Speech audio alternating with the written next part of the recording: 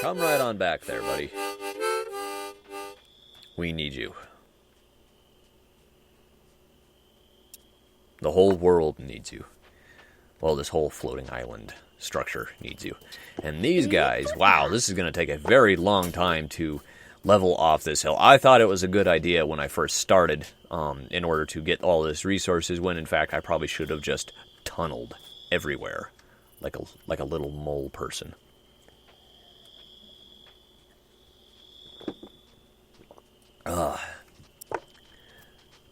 I was going to say like a hobo, and then people wouldn't understand that story. So I'm going to have to preface that with this story. Locally, growing up as a kid out here in New Mexico, since we have a lot of hills and rock formations and things like that, there was this guy who came into our hometown, and he dug himself a hole in the side of one of these formations out here, and he was living in it for about 3 years. So, yeah, that's where I get the tunneling like a hobo from, because he was quite a raunchy character. Not pleasant to run into at the local general store, I can tell you that much. It was an assault on the nostrils. Kind of ripe.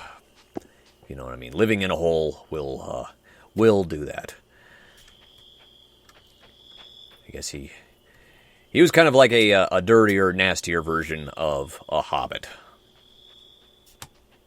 Yes, bring in another worker. Hello there, Momo. Welcome. You will begin construction on the Tower of Power. Well, when did I get... Oh, now I have 4 guys working on it. Yes. Okay, Momo. Good for you. Too bad you can't fly like another Momo that we all know and love. Well, he can't really fly in that. He is just a almost like a flying squirrel lemur sort of a thing in The Last Airbender. That movie, by the way, was awful. I mean, everyone knows it. It was a very big disappointment to me. There was so much source material that they could have gone with. You know, I'm not even going to complain about the casting, because that was a small problem in many.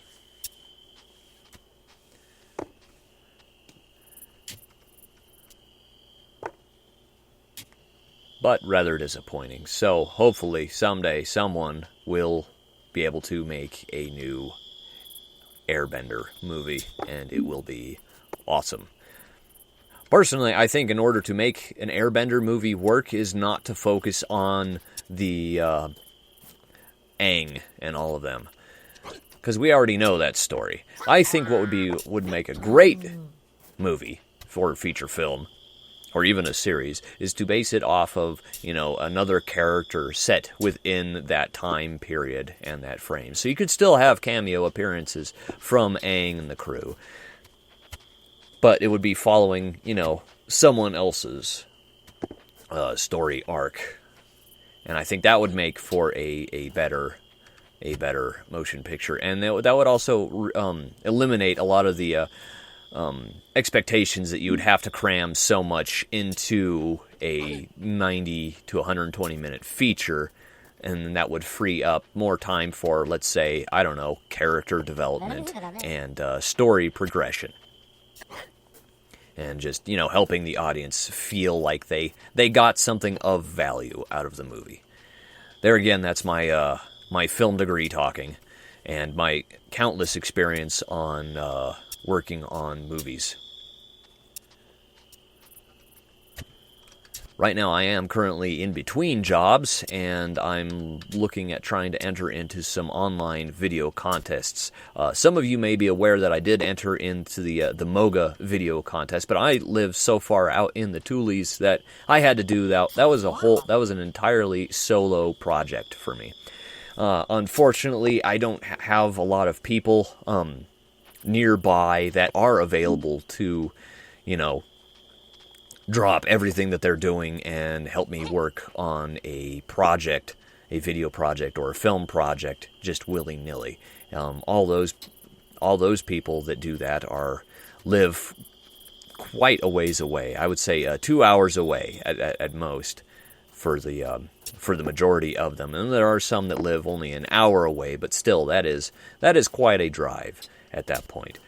If you're going to do something, you really want to have to do something. What are you doing? You just dug yourself a little platform there, buddy.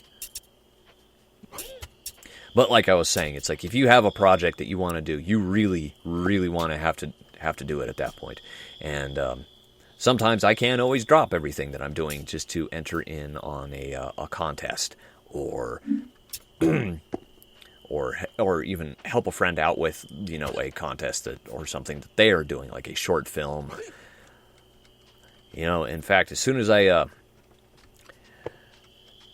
start feeling a little better, I'm going to start contacting all the people that I know, and see if I can't get some video projects going, even just for giggles, even if it's not making me money. I just want to do something, film stuff. I have a few cameras of my own. I know people with cameras and lighting packages and stuff like that. So you know what? I should actually just start pulling things together, and maybe like once a month do a video for this channel, and branch out of doing the Let's Play video game stuff. I mean, this first and foremost is my love. I love doing the Let's Play videos, and I find it as good practice for helping with my diction and learning how to ad-lib and come up with things on the fly, which I find very helpful. That way, it helps. It helps actually in my writing. I have found to better, more fluidly express my ideas and thoughts.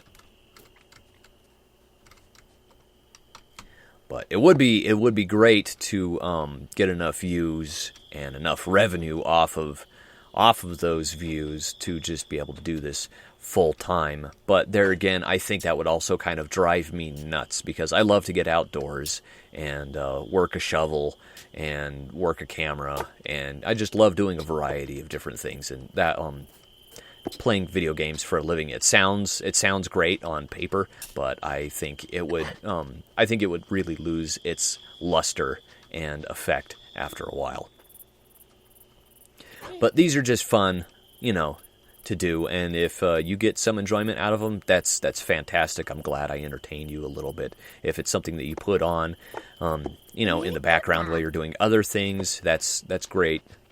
Thank you for choosing me actually to do that with. Or even if my voice is kind of like lulls you to sleep, you could play these in the background while you go to sleep, and I can tuck you in mentally and watch you while you sleep.